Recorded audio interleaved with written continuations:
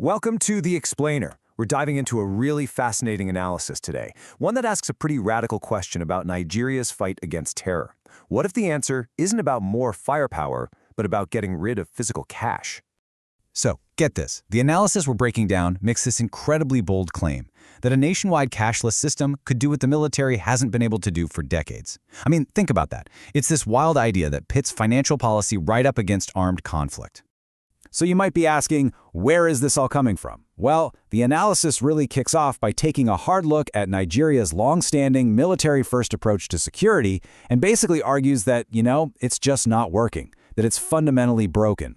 20. Just let that number sink in. According to this source, for 2 whole decades, military interventions have been trying and failing to stop these insurgencies in Nigeria. The point the author is making is that despite all the money poured into weapons and troops, the root problem of insecurity, it's just not going away. And this isn't just a problem inside Nigeria's borders. The analysis points to the whole Sahel region, really. You see these military takeovers happen, right? They're often justified by the need for security, but this source argues that even years later, they just haven't delivered on that promise. It really makes you start to question the whole strategy, doesn't it? Okay, but the critique here goes even deeper. It's not just that the author thinks military action is ineffective, they're arguing that it causes some serious collateral damage, and it's damage that goes way beyond the battlefield. And this slide, wow, it really lays out the author's whole argument in black and white. You've got 2 columns here. On one side, military intervention, with what the author calls its devastating human cost, and on the other, a cashless policy, which they say causes, at worst, minor irritations and inconveniences as people get used to it. It's a really stark comparison, and it's clearly designed to make you think. And this is where the author's concerns get really serious. They're not just talking about accidental civilian casualties from bombings. No, the text brings up the risk of major political instability. It suggests that pouring all these weapons into the military could actually empower ambitious people or even secessionist groups, which would be a direct threat to democracy itself. So, okay, if the military approach is a bust, what's the alternative? Well, the analysis throws a real curveball, using a national cashless policy as a kind of digital weapon. And the logic behind this is actually pretty straightforward.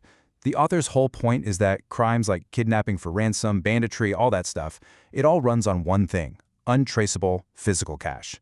So the idea is, if you move all those transactions into the digital world, you create this transparent, traceable trail. You're basically cutting off the financial lifeblood of these criminal groups. Now here's the kicker. The author argues this isn't just some abstract theory. They point to a very specific, brief period back in 2023 as a real-world test run for this whole digital deterrence idea. And according to the source, the results were immediate, and they were dramatic. Kidnapping for ransom, it reportedly just stopped, because the criminals couldn't get paid in cash. There were even these wild reports of bandits having to hand out old, worthless banknotes, and corrupt officials literally abandoning bags of hoarded cash. For the author, this is the smoking gun. This is the proof that the policy actually worked. But, and this is a big but, as this timeline makes clear, the whole experiment was incredibly short-lived. It was halted by a Supreme Court ruling just a few months after it started. And according to the source, it's not like the policy is just on pause. The plan is apparently to go in the complete opposite direction, with talk of massively increasing cash withdrawal limits. Now, despite that reversal, the analysis doesn't just throw its hands up and give up. It actually lays out this comprehensive 6-step plan that it claims could not only bring the policy back, but could secure the whole nation. And what's so striking when you look at these recommendations is just how wide-ranging they are. I mean, we're not just talking about bringing back the cashless policy. The author is proposing a radical vision for virtual governance, for serious military oversight, and even for eventual disarmament. This is a complete reimagining of the state's entire security setup. This quote, it really says it all, doesn't it? It just perfectly captures the author's almost total confidence in this one single policy.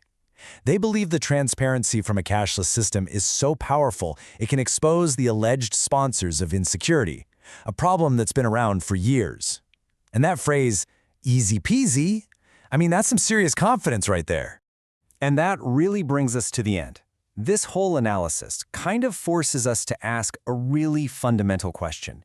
In our increasingly digital world, could the best answers to age-old problems like terrorism and corruption, Could they be hiding not in more advanced weapons, but in the financial tech we're already carrying around in our pockets? It's a pretty powerful thought to leave you with.